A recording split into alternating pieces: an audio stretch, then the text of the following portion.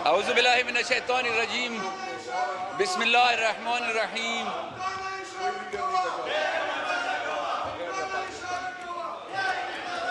शुक्रिया जनाब स्पीकर साहब, मैं मशकूर हूँ, मुझे टाइम दिया गया और मैं साथ साथ अपने हल्के के अवाम को सलाम पेश करता हूँ जो जिन हालात में वक्त गुजार रहे हैं।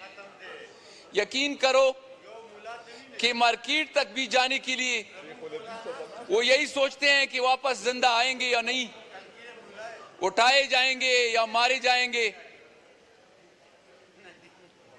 बहस तो बजट पे हो रही है और होनी भी चाहिए, क्योंकि ये पूरी साल का मसला है। बजट पेश किया जाता है और पूरी साल का दारो मदार इसी बजट पे होता है। लेकिन हकीकत में इधर दो चीजें नजर आ रही हैं। एक तरफ से कुछ लोग इसमें मसरूफ हैं कि 2+2=5 और दूसरी तरफ से वो इसमें लगी हुए हैं कि ये 5 गलत है। और हमें जो महसूस हो रहा है वो यही है कि कोशिश यही हो रही है कि 2+2=5, जो कि बिल्कुल ही गलत है। और मैं अफसोस के साथ इधर ये कहना मुझे पड़ रहा है, अफसोस के साथ कहता हूं कि हम इन हालात में बजट का क्या सोचेंगे। हम क्या देख लें कि हम बजट पेश हो रहा है। मेरे हल्के के लोग, मेरे मर्ज एरिया के लोग वो ये कह रहे हैं कि बजट छोड़ दो, हम घास खाएंगे, घास खा लेंगे, लेकिन खुदा के लिए खुदा रहा हमें अमन दे। उनको अमन चाहिए, लोग अमन के लिए तरस रहे हैं, बजट के लिए नहीं तरस रहे। वो कह रहे हैं खैर है हम घास खा लेंगे, लेकिन हमें अमन के साथ जीने दे। हालात उधर के ये हैं, पूरी दुनिया ने देख लिया। 79 से हम दूसरे इलाकों के लड़ाइयों में लड़ रहे हैं, लोग हमारे शहीद हो रहे हैं, लेकिन हालात देख रहे हैं कि अब उसका रिजल्ट क्या आ रहा है। आज तक वही हालात हैं। अब इस वक्त भी हमारे इलाकों में पैर तालिबान नाजिल हो गए हैं। अफसोस की बात यह है कि पता नहीं ये जमीन उगल रही है या आसमान से ही नाजिल हो रहे हैं और पूरा इलाका पैर तालिबान के कंट्रोल में आ रहा है। लेकिन बात मैं ये करूं, ये बात बजा होगी कि असल बात यह है कि जहां वसाइल हैं वहां मसाइल हैं। क्यों है ये हम महसूस कर रहे हैं, क्यों हमारे साथ ये हो रहा है? क्या हमारी यही जिंदगी है कि पूरी जिंदगी हम लड़ते रहें और वो भी प्रॉक्सी वार में दूसरों के जंगे हम लड़ें? कभी हम रूस के खिलाफ लड़ें, कभी अमेरिका के खिलाफ लड़ें, कभी अमेरिका के लिए हम लड़ें। इधर बड़े अफसोस से कहना पड़ता है कि डिफेंस बजट उसमें इजाफा होना चाहिए, लेकिन आज तक हमें ये डिफेंस का मतलब नहीं समझ में आया। कैसे डिफेंस? पाकिस्तान का डिफेंस या अवाम का डिफेंस? हमें तो अपना डिफेंस नजर नहीं आ रहा। हम तो ये देख रहे हैं कि जब डिफेंस फंड में इजाफा हो जाता है, बजट में इजाफा हो जाता है, तो उधर हमारे दहशतगर्दी में भी इजाफा हो जाता है, ऑपरेशंस किए जाते हैं। क्या ये बजट हमारे खिलाफ ही इस्तेमाल होते हैं? हमारे खिलाफ ही ये ऑपरेशन होते हैं?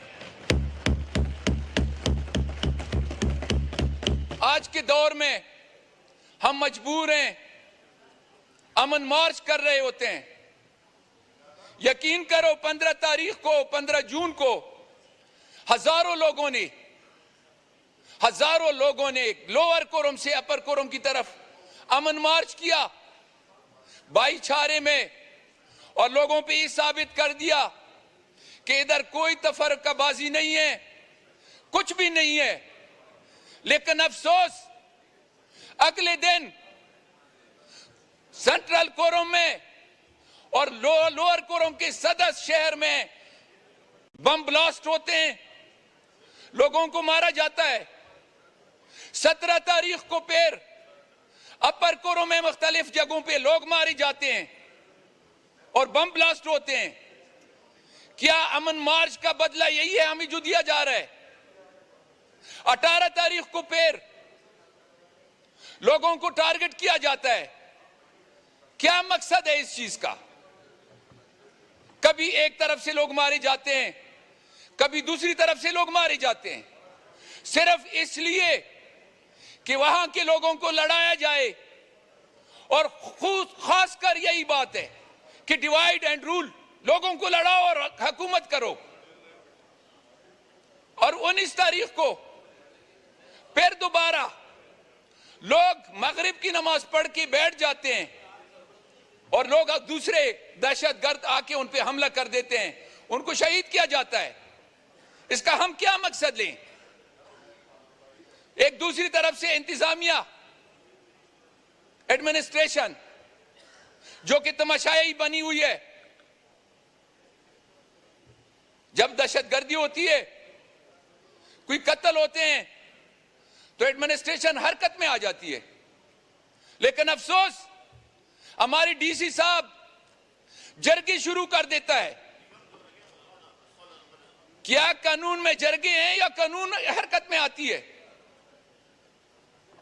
इतनी अंधेर नगरी हमने कभी नहीं देखी। जब कानून है तो उधर कुछ लोग जमा करके उनके साथ जरगे किए जाते हैं। ये कौन सा हुकूमत है? कौन सी हुकूमत है? कौन सी कानून है ये? मैं ये मुतालबा करता हूं इस हुकूमत से, इस एडमिनिस्ट्रेशन से, कि पहले हुकूमत अपना रिट कायम करे।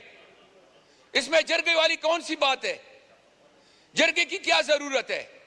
और वो भी ऐसे जरगे, मैं इधर बता दूं कि मैं एक इलेक्टेड MNA, मुझे उन जरगों का पता ही नहीं है। और कुछ पेड लोग उठा के अपने साथ बिठा के उनके साथ ये जरगे कर लेते हैं। जनाब स्पीकर, मैं खुदारा ये बार बार कह रहा हूं, हमें आमन दे। आपके आमन की वजह से पूरी दुनिया आपकी तरफ आएगी, इन्वेस्टमेंट भी करेगी दुनिया, आपकी फैक्ट्रियां भी चलेंगी, आपका ट्रेड भी चलेगा। लेकिन क्या फायदा कि आपके इलाके में, आपके हुकूमत में जब अमन नहीं है तो लोग कैसे आएंगे? किस तरह से आएंगे? इसके साथ मैं अपने भाई, एक उसने इख्तियार बेग साहब ने ये बात कही है कि फाटा को जो रिलीफ दी गई थी वो टाइम खत्म हो गया, उनसे टैक्स लिया जाए।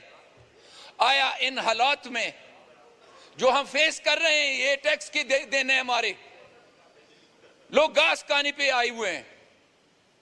और वो टाइम जो हमें दिया गया था वो 10 साल का था। आप ही नहीं आईन में तरमीम करके 10 साल के लिए हमें वो रिलीफ दी थी। वो अभी आप 5 साल में खत्म कर रहे हैं। और दूसरी तरफ से सुना है कि 1 साल का एक्सटेंशन दे रहे हैं। हमें 1 साल का एक्सटेंशन नहीं चाहिए, हमें वही पूरी 10 साल जो आईन में तरमीम की गई थी उसी हिसाब से हमें वो रिलैक्सेशन दिया जाए।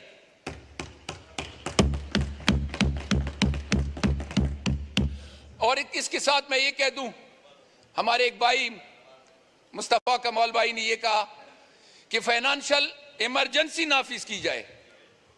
इधर मैं ये डिमांड करता हूं कि सिक्योरिटी इमरजेंसी लगा दो, आपके फाइनेंशियल की मसले भी हल हो जाएंगे, आपके सारे जितनी फैक्ट्रीज बंद है वो भी खुल जाएंगे।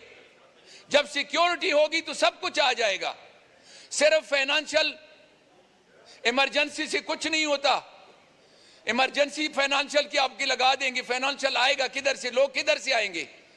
इन्वेस्टमेंट किधर से आएगी? जबकि अमन ही नहीं है। लोग अमन के लिए तरस रहे हैं, लोग अमन मांग रहे हैं। इधर हम फाइनेंस की बात करते हैं, फाइनेंस देख लें, आपका एक ही तबका है जो